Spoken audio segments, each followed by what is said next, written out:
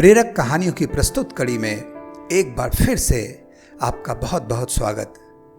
कहानियों की प्रस्तुत कड़ी में आज मैं आपको सम्राट अकबर के नवरत्नों में से एक राजस्थान के प्रसिद्ध रचनाकार और साहित्यकार श्री टोडरमल जी के एक प्रेरक प्रसंग से आपको अवगत कराऊंगा। श्री टोडरमल लेखन कार्य के बहुत ही धनी थे और साथ ही साथ एक प्रसिद्ध साहित्यकार भी थे। वे अपने दैनिक जीवन में बड़े अनुशासित और अपने समस्त कार्यों के प्रति सदैव लगनशील रहा करते थे।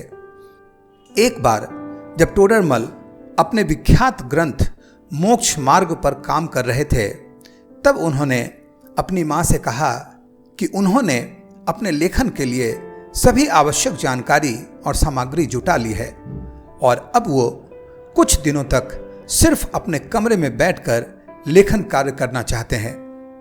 उन्होंने अपनी मां से निवेदन किया कि वे बिना उनसे बातचीत किए चुपचाप उनका भोजन समय से उनके कमरे तक पहुंचा दिया करें। इस प्रकार अपने ग्रंथ को पूरा करने के लिए टोडरमल रात दिन अपने लेखन कार्य में जुट गए। टोडरमल के निवेदन अनुसार उनकी माता नित्य बिना उनसे कोई बातचीत किए उनका भोजन उनके कमरे तक पहुंचा देती। इस प्रकार टोडरमल जी को अपना ग्रंथ लिखते हुए कई दिन बीत गए। एक दिन जब टोडरमल की माता उन्हें भोजन पहुंचाकर कमरे से लौट रही थीं, तभी टोडरमल जी ने अपनी मां को आवाज लगाई, मां, लगता है आज तू सब्जी में नमक डालना भूल गई।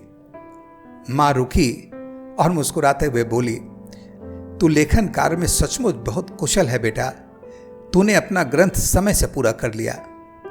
मां की यह बात सुनकर टोडरमल जी बहुत आश्चर्यचकित हुए। फिर उन्होंने कहा, हाँ मां, मैंने अपना ग्रंथ सचमुच पूरा कर लिया है, पर यह बात तुम्हें कैसे पता चली? मां बोली, बेटा, ग्रंथ लिखते हुए तुम्हें आलस ना आए इसलिए मैं रोज तुम्हारी सब्जी में नमक नहीं डालती थी, पर उसका अभाव तुम्हें सिर्फ आज महसूस हुआ, इसलिए मैं यह जान पाई।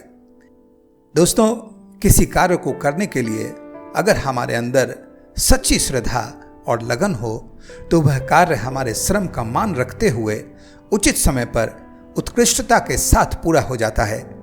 इसलिए हमें हमारे सभी कार्यों को पूरे निष्ठा, लगन और ईमानदारी के साथ करनी चाहिए। धन्यवाद। दोस्तों, प्रेरक कहानियों की श्रृंखला की इस प्रस्तुति को अंत तक सुनने और समझने के लिए आपको कोटि कोटि धन्यवाद। महापुरुषों की ऐसी और कहानियों से आत्मसात होने के लिए हमारे चैनल को लाइक, शेयर और सब्सक्राइब करें। फिर मिलता हूँ प्रेरक कहानियों की अगली कड़ी में एक और नवीन, रोचक और नए प्रेरक कहानी के साथ। धन्यवाद।